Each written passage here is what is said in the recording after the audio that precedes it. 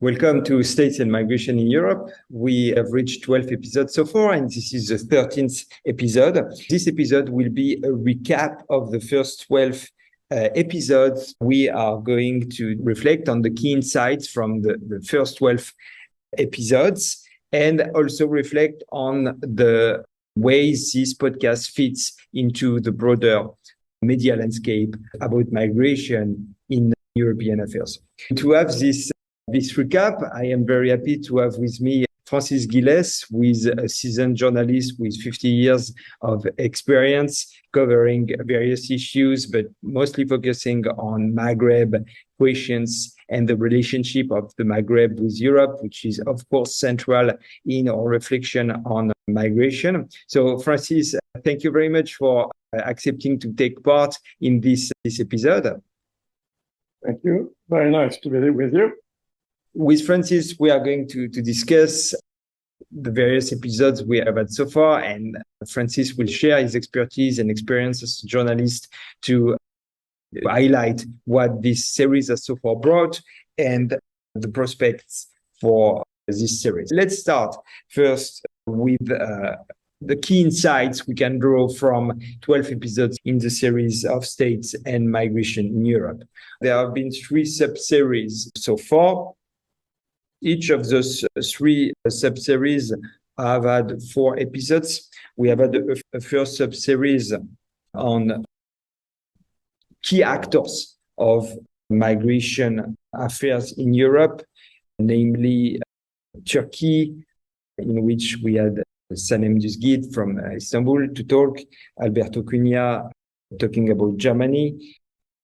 You, Francis, came to talk about France, and Alain Zizé from Glasgow talked about the UK. So that was the first part about the major states in Europe. We had the second part in which we explored the question of migration control for states from a variety of perspectives, a historical perspective about Hitler with Brendan Sims, a more contemporary perspective about the control of refugees and the role of refugees in the war in Ukraine with Ivan Kanchanowski.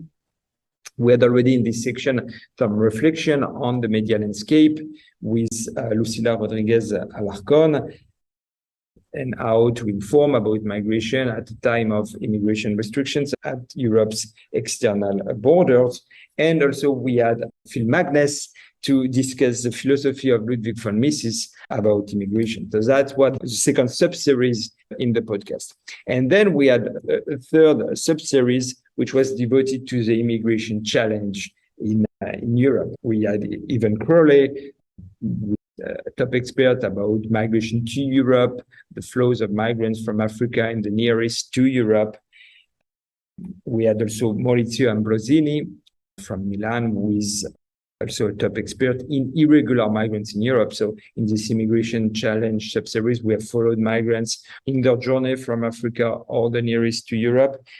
And then with Maurizio Ambrosini, we investigated the life of irregular migrants in Europe.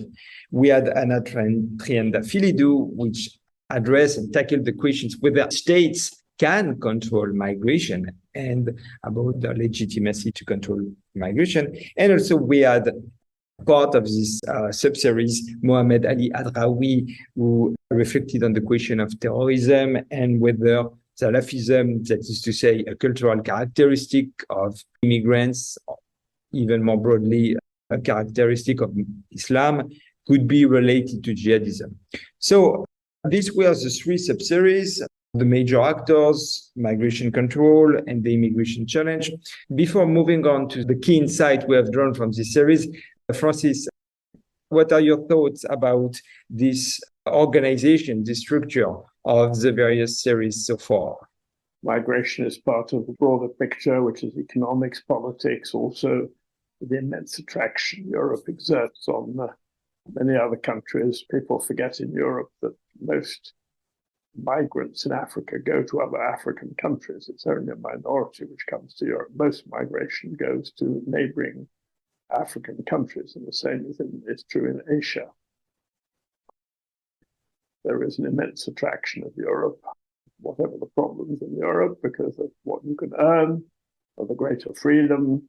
Europe is a magnet, which is also prompted by the fact that many African states have, in fact, done very poorly in terms of economic development in the last 50 years since independence. And then you have the movements of immigrants due to political crisis, refugees, you've got Afghanistan, you've got Syria, and so on. So the movement is unstoppable. The European policy fails because first, you probably can't close your borders, however much you try. As we're not willing to accept this reality, so everything's reduced to controlling frontiers, to the fear that we as white people are going to be swamped by Muslims, Asians, whatnot.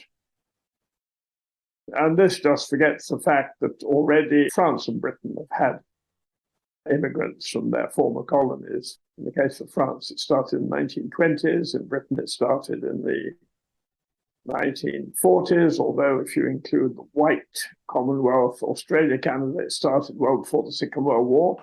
So we are used to a certain amount of mixing, and whatever the tensions, we have a way of dealing with it, which is more or less good. But countries like Germany is quite new because it started with the Turks after the 1950s. Italy, it's even newer because Italy was a country of emigration until the 1960s. And in the last 20 years, it's reversed itself completely. And it's now facing large numbers, not least because of its geographical position. Same with Greece, which was a country of emigration until quite recently, and now faces large arrivals of Asians and Arabs and Africans. So it's just a subject which touches upon every facet of our life in Europe. But of course, one of the reasons, but not the only one, for accepting, if not encouraging, immigration was to fill in lower class jobs, poorly paid jobs. The employers were quite clear in England and France and Germany that they welcomed immigration because it allowed them to pay workers less. And furthermore, everybody was convinced until the 1970s that these people would return home. Well, they never did. They brought their families. So hence, a whole new sociology was created in Europe. And we have become much more diverse. So in a way, whichever way you organize the series, immigration touches is at the nexus, at the point of contact of all the problems of Europe, including security, because it is our intervention in Iraq, our intervention in Libya, the war in Afghanistan, the Syria crisis. It's all these crises which have prompted large numbers of people to move. Absolutely, Francis. Thank you very much for painting this very broad picture of all the stakes and how the topic of this podcast series interacts basically with most dimension of contemporary European affairs and politics. So let's move on now to see what kind of answers we have had so far in the series about those very big questions. The first sub-series was devoted to major states with namely Turkey, Germany, France, and the UK. We first started with Turkey and explored the very particular position Turkey has had in this affair, because Turkey has been a country that has been in the very recent years gradually moving into a country of immigration, while at the same time being the major gatekeeper of Europe. And this has also reinforced its mutation into a country of immigration because Europe has constructed Turkey as a dead end. So Turkey occupies a very specific position in this landscape, while Germany, as we discussed with Alberto Cunha, remains the major actor that holds the system together, both as far as internal freedom of movement in Europe is concerned, and as far as these attempts are for immigration restrictions at Europe's outer borders continue. What we saw about France and the UK is a slightly different picture. With France, it was with you, Francis, and the UK was with analysis say, we thought that the question of immigration is gradually transforming the very basic condition of politics in those countries. That is, immigration in both France and the UK has become such an important and salient issue that it interacts with the very political system, that it has a capacity to transform the political system in those countries. We mentioned that at the time of the elections in France in 2022, we were facing growing personalization of power, which was itself part of the centralization of power. And the migration challenge is always presented as a major reason for this transformation. In the UK, we have been seeing the encroachments between the European Court of Human Rights and the Home Office, especially in the British government. And likewise,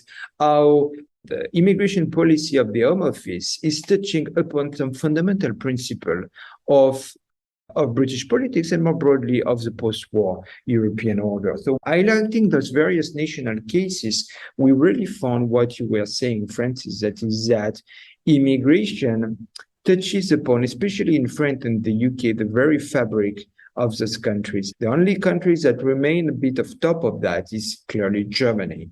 But we don't know for how long Germany will be able to keep the system stable. Germany has been struggling to keep Europe united in the face of migration crisis or inflows of migrants from outside Europe. And likewise, Germany has been struggling to keep Turkey stable in this situation. So the entire situation from the point of view of the major state actors is unstable. Do you agree with those four actors being in this predicament? It's the failure surrounding Brexit. In other words, a group of politicians managing for one reason or another to convince a majority of British people to leave Europe on the fear of immigration. But what is interesting in England for me is that some of the people who implement the harshest measures are Home Secretaries who are of Indian or Pakistani origin. I mean, that is the most extraordinary thing. The most racist views about people coming into England are expressed by notably women of Asian origin. It is one of the extraordinary paradoxes in France.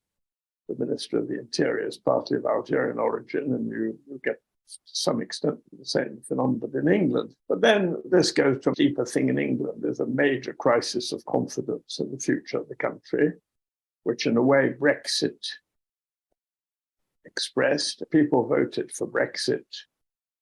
The poorer north voted out of resentment at government policies, and then a certain number of people in the middle or upper middle classes were still dreaming of empire, because the empire was huge and defined Britain for 150 or 200 years.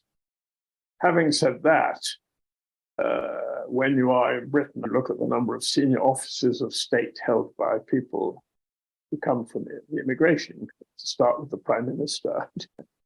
And so you have Asians, blacks, the Foreign Secretary is black. At the same time, you get a lot of tensions about the way the British not respecting the rules of asylum. That probably has more to do with the fact that the rules of asylum, as they were defined after the Second World War, are no longer suited to the purpose. Because you cannot tell the difference very often between somebody seeking asylum for political and economic reasons. And there's a lot of economic immigration, but a lot of it is dressed up as political. So the whole framework of the 1940s no longer works. In the case of Britain, the majority of British people recognize Brexit as a mistake, and efforts are being made to mend fences with the European Union. Whether that'll make the immigration issue less difficult or not, I simply don't know. In the case of France, there's been this fear of decline of a once very powerful country, which always saw its culture as the beacon of the world. That's a very particular French thing since the revolution.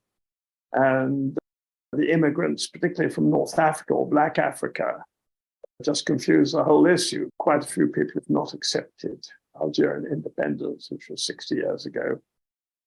This fear of decline in France goes back to the late 19th century. It goes back to Maurice Barrès. You can find people in the 30s, and then the Le Pens in the 1960s, Poujade.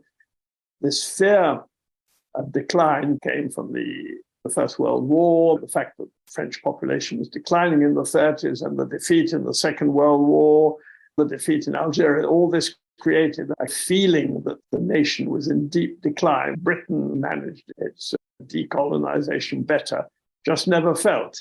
The danger today is that everybody from the center and the right is racing towards the extreme right to always define things in terms of Islam and terrorism, which of course doesn't work. And even the head of state cannot stop himself suggesting by innuendo that Islam and the recent riots in the suburbs, somehow Islam has something to do with it, when in fact anybody in his right mind knows that it's basically problems of failure to integrate economically, failure to find jobs, dress it up in cultural terms, and then the debate gets polarized, and you end up with a kind of public debate on television, which is moving more and more to the right. So indeed, as you say, the very political debate is deeply transformed by this issue, especially in France and the UK. In the second sub-series, we explored some aspects of migration control. We had first Brendan Sims, who explained how migration was central to Hitler's worldview, that Hitler was deeply worried not by immigration, but by emigration of Germans, especially overseas to the United States. Hitler was convinced, and this is where it connects to our series, that managing this migration was central for the future of Germany. And what Brendan Sims explained very well in the series is that Hitler failed on migration. Hitler had very big projects, in particular, organizing the settlements of German migrants in Crimea, in Ukraine, and around the Black Sea. And all this failed completely. Even within the Third Reich, as it was in the early 1940s, Hitler was deeply unable to manage migration, to populate certain areas and transfer population from one corner to the other. So the question of migration control has been Hitler's big failure, which also contributed to his fall. So that, I think, was a very interesting insight about the difficulty for states to control migration. The question also of migration control has contaminated libertarianism, as Phil Magness came to explain in an episode of the series. Phil reviewed how one prominent figure of contemporary libertarian thought, namely Hans Hermann Hoppe, has been taking very vocal positions against immigration, while the consistency of the argument escapes me. So what Phil Magness has done in the series is to show how the philosophy of Ludwig von Mises, who is the founding father of contemporary libertarianism, was not against immigration, quite the contrary. He had a classical libertarian vision that movement of people should be free. Some have tried to argue that it was not the case, that it was actually racist, but it's not convincing. And so within libertarian studies, there was nevertheless this tension embodied by Hans Hermann Hoppe that would apply the liberty principles to a variety of areas, but not to migration. It doesn't mean that states should not control migration, but we can see that the importance of immigration restrictions went as far as affecting libertarianism with the positions of Hans Hermann Hoppe. And then this question of migration control came back with the Ukraine crisis. Hitler was convinced that the key for Germany's power was in the management of migration. We saw that coming back with the war in Ukraine, in which suddenly the welcoming and accommodation of 8 million refugees, some of them were internally displaced, was a major stake in this confrontation, one that will imply how long Ukraine could fight with the necessary manpower, one that implied also how much Ukraine could repopulate some territories from which people had fled the Russian army. So Ivan Kachanovsky explained to us how migration became a central stake in the war. And already before the outbreak of the war, migration had contributed to the destabilization of Russian influence because you had an increasing number of people who wanted to get closer to the European Union to benefit from the freedom of movement and be able to move west. So migration here had a transformative power and will certainly contribute to the final outcome of this war. Last, in this sub-series of migration control, we had Lucila Rodriguez Alarcon, who explained how an industry of migration control has emerged at Europe's borders and is itself extremely powerful.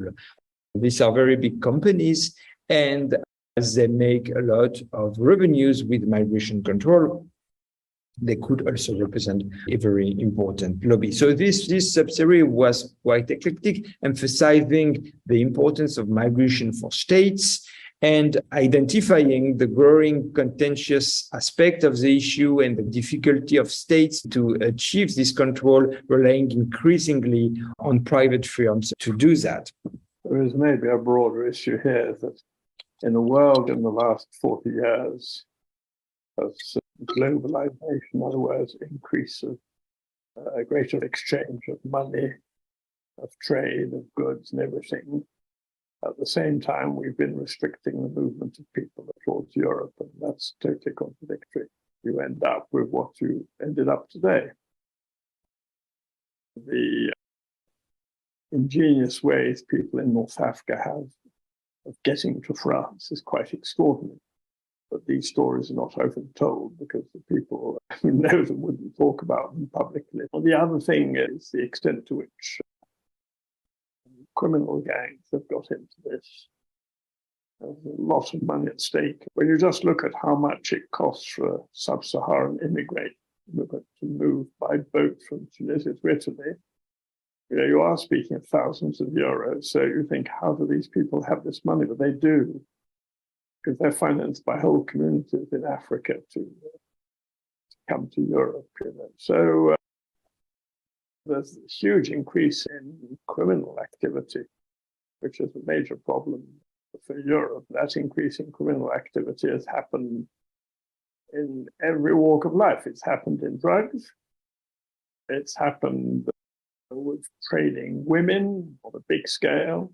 The increase in the criminal activity was partly the result of the collapse of the Soviet Union, because in 1991, the criminal gangs which existed in Russia already, and the journalists and researchers who wrote a book on this in the 1990s, Misha Gleni, explained how the Yugoslav wars allowed the Russian gangs or the Ukrainian gangs to move into Western Europe on all kinds of fronts.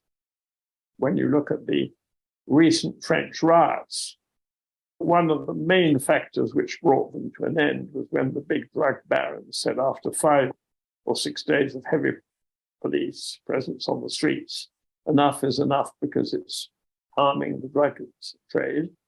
And they just blew a whistle and everything stopped. And so it wasn't the police or the state or whatever. The drug barons played a major role. When the president of France, after 5 or 6 days, went to visit a police commissariat in the 17th arrondissement of Paris, he was told this to his face by the police officers. And he was left speechless. But at the same time, one should say, when speaking about immigration, one should not forget the positive side, in the sense that when you walk the streets of Paris or any major French city, when you walk the streets of London, the number of people who are black or Arab or Asian holding good jobs is huge. 40% of London, 45% of London wasn't born in London. So there are the negative sides of all these problems, but there are also immensely positive sides. I suspect that it makes society, French society, British society, much more dynamic. If you take Spain, because the majority of refugees have been Latin American. So being Catholic and speaking Spanish, in a way, they're easier to integrate than the Moroccans. So in Spain, there are far fewer tensions than in France. There are many things in what you have said that are very well connected to what we have discussed. The first thing you have said is that Whereas the global economy has gone increasingly interdependent, the cross-border flows of everything have increased. States have tried to restrict immigration. So that was a very big challenge for them to do that. And as you say, many migrants became extremely ingenious in order to bypass those controls.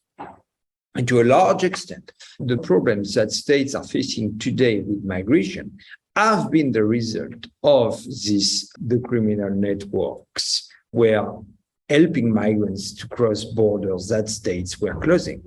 The rise of those networks within countries of those criminal networks, you refer to the drug barons, has been also an outcome of state intervention to restrict immigrants' employment, including via regulation of the labor market, things like minimum wage and so on. The young people between 13 and 18, they have two roads ahead of them. Those who are immigrants or immediate descendants of immigrants. Either they go for the low-skilled labor market or they go to criminality. This is the dilemma of the young people between the low-skilled labor market or criminality. And as states have made access to the legal low-skilled labor market increasingly difficult, they have just favored a number of those young people to move into criminality. And then once you have the critical number of young people in certain areas moving into criminality, everybody will do that. In France, it's very difficult to access the labor market if you're waiting for your papers. So what we see is that states have been paradoxically more successful when they try to achieve freedom of movement than when they try to achieve restrictions. And then we had the last sub-series about the immigration challenge, how migrants move to Europe.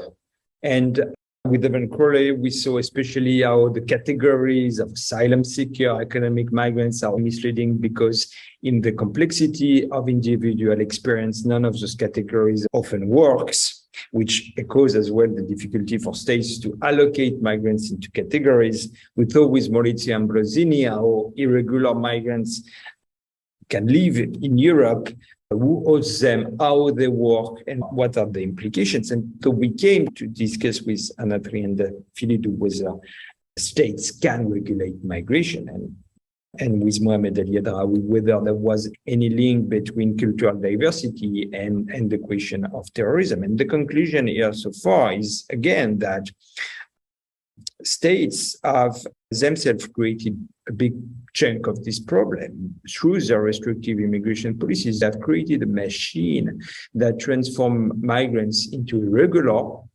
and then may transform those irregular into possibly criminal, and in some cases, why not as well terrorists. What you were saying, that the debate on migration is increasingly moving towards the right, if not the extreme right, can prepare the last part now about the media landscape. Now we have political channels that are devoted to highlighting how immigration is dangerous. So you make a correlation that is, you see those rioters, they were black and Arab. Okay, so this means that immigration is a problem. Not necessarily. What if these are your policies that transformed immigrants into rioters? The impact on public policies is quite extensive on those people. And as Epictetus was saying, there are things you can change and there are things you cannot change. And you should focus your attentions on the things you can change. The mobility of people is something that is unavoidable in the world in which we live, given the transportation system, the communication system. It's extremely hard to prevent people from moving. It's not about preventing water from flowing somewhere. Water is not smart. People are smart and they will avoid the obstacles. So what states can control are their own policies rather than the movement of people. And their own policies should be tailored to avoid transforming migrants into potential criminals and to facilitate their integration. Most of the problems immigrants encounter in their integration are state-made. Policies of immigration restrictions are simply accentuating those problems. That's why after half a century of immigration restrictions, the problem has not gone better. It has just gone worse in all European countries. So that's the issue of the immigration challenge. With my guest, we could conclude that it's extremely hard for states to control migration. And many of the problems are state-made, but you have very big voices in the media landscape today who are based on saying the opposite, and I believe are not really ready to an intellectual discussion. Point about the media, that's particularly true in France, is that there is a doxa on every subject. If I take my friends in France, many people don't look at television anymore. They don't look at the news. They've stopped looking at news on television. They listen a bit to radio. They just don't look at television. And in any case, when it comes to the younger people, they get informed by social media. The traditional media landscape was heavily connected to the state. What you will not have in those channels is an argument that the state policies in themselves could be responsible for the problem. The only valid positioning is to ask for more state intervention. And immigration restrictions is part of that. That is, they will be calling for states to solve the problem, to have more policies, to maybe have restrictions here and there, to help migrants here and there, but they will never tell you that policies may be the problems in the first place. The decentralization of information through social networks, which is partial, I admit, and of which this podcast aims to be part, has perhaps the capacity to bring a different voice, one in which state policies can be scrutinized honestly. So what do you think? The question of the state domination of the media, I mean, look, in the 1950s, 60s, and 70s, if you take Germany, France, and Britain, just those three, or Italy, you had plenty of media who were critical of the government. They could be centre left, centre right. You had the BBC, and you still have the BBC, which is state-funded. The BBC has been very critical of government policies. Please allow me to clarify. I am not saying that the media do not criticize the government. That's quite common to criticize the government. So the BBC may criticize the British government, that's fine, but that's not the issue. The issue is whether those channels are going to criticize the very principle of state intervention. Marine Le Pen criticized the government, but she will not criticize the principle of state intervention. By criticizing the government, generally they accuse the government of not doing enough. And they imply that the government could solve the problem if they want. So that's the assumption that is prevailing in most of the media landscape, that the government is the key for the solution. But they will never consider that the government may be the key for the problem. The decentralization of information through social networks and YouTube, the internet, has the capacity to change this approach. The way people frame immigration today as a security problem, as a control problem primarily, one that calls for the state to intervene and solve the issue, is, in my view, deeply rooted in the premises of dominant media channels. I think one of the great problems about today is it's probably more difficult to read the next 10 years than it ever has been in my lifetime. I mean, everything is changing at the same time. 10 years of this, where are we going to be? I don't think anybody knows. All right. Okay. So thank you very much, Francis, for your views on this subject. And so please stay tuned on the States and Migration in Europe podcast, and we will soon start a new sub-series in the podcast. So thank you very much, Francis. Thank you very much for having me.